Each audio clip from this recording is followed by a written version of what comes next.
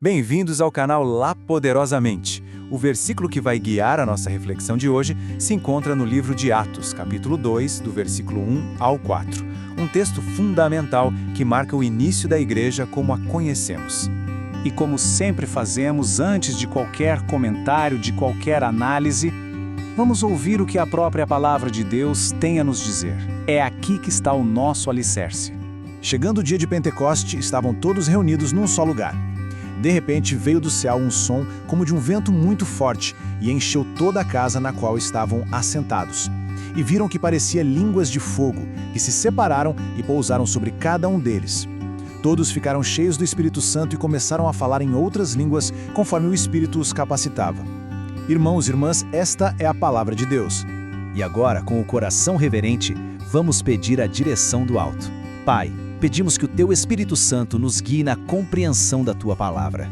Que as nossas mentes e os nossos corações estejam abertos para receber aquilo que o Senhor preparou para nós hoje. Em nome de Jesus, amém. O que acabamos de ouvir é uma cena riquíssima em imagens, em símbolos. E para a gente começar a entender o que estava acontecendo ali, vamos nos concentrar nesses dois elementos tão poderosos que Lucas descreve: o som do vento e as línguas de fogo. O primeiro sinal que eles tiveram foi sonoro. Um som que parecia um vento muito forte. E é impossível a gente não ligar isso à palavra hebraica ruach.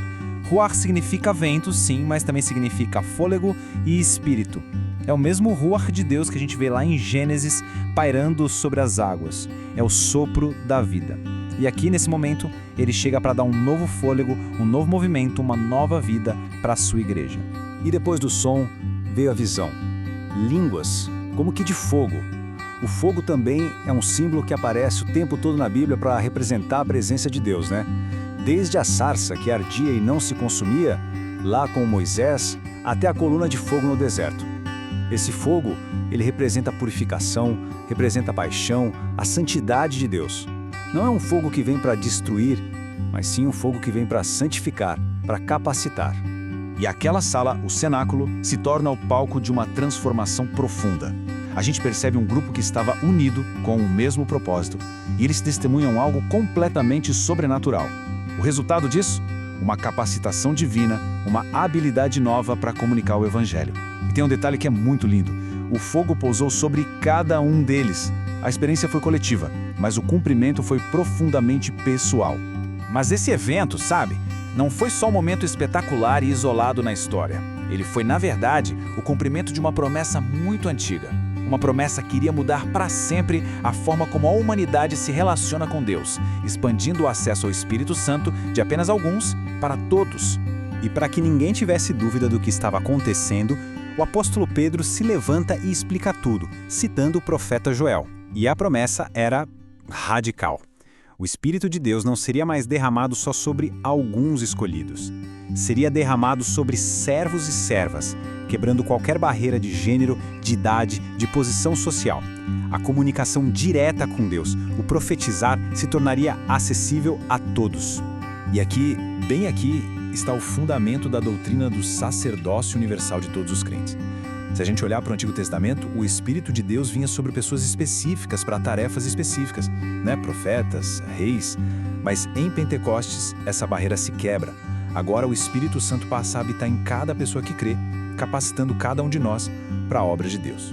Mas todo esse poder, toda essa manifestação tem um propósito ainda maior. E Pedro, continuando a citação de Joel, revela o ponto central, o clímax de tudo isso: a salvação. A doutrina da salvação e a obra do Espírito, elas estão completamente ligadas. É o Espírito Santo quem nos convence do pecado. É Ele quem nos capacita a crer em Jesus. É Ele quem nos sela, como se fosse uma garantia de que pertencemos a Deus. O poder de Pentecostes não é um fim em si mesmo. Ele é o motor, a força que impulsiona a pregação do Evangelho para que muitas pessoas possam invocar o nome do Senhor e serem salvas. Tudo isso é maravilhoso. A história, é teologia, mas e hoje? Como essa experiência de Pentecostes conversa com a nossa vida no nosso dia a dia? O próprio texto nos dá algumas pistas, alguns princípios que são eternos. O caminho para viver essa plenitude do Espírito começa onde os discípulos começaram, em unidade. O texto faz questão de dizer que eles estavam todos reunidos.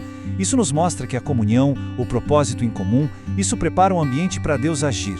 Outro ponto é que eles estavam em expectativa, de coração aberto, em oração, realmente esperando que a promessa se cumprisse. E por fim, a experiência exigiu uma rendição pessoal. Quando o Espírito veio, cada um deles precisou se entregar, permitir que ele os guiasse. Esse é um convite que se renova para nós a cada dia. E agora, para a gente ir encerrando a nossa reflexão, vamos guardar uma pergunta por coração, para a gente meditar com calma ao longo dos próximos dias. A pergunta que fica é: onde em nossa vida precisamos convidar o vento e o fogo do Espírito Santo para trazer transformação hoje? Talvez seja numa área que está parada, estagnada, precisando desse sopro de vida. Ou, quem sabe, numa área que esfriou, que precisa do fogo purificador e da paixão que só o Espírito pode dar. Que essa pergunta possa ecoar dentro de cada um de nós.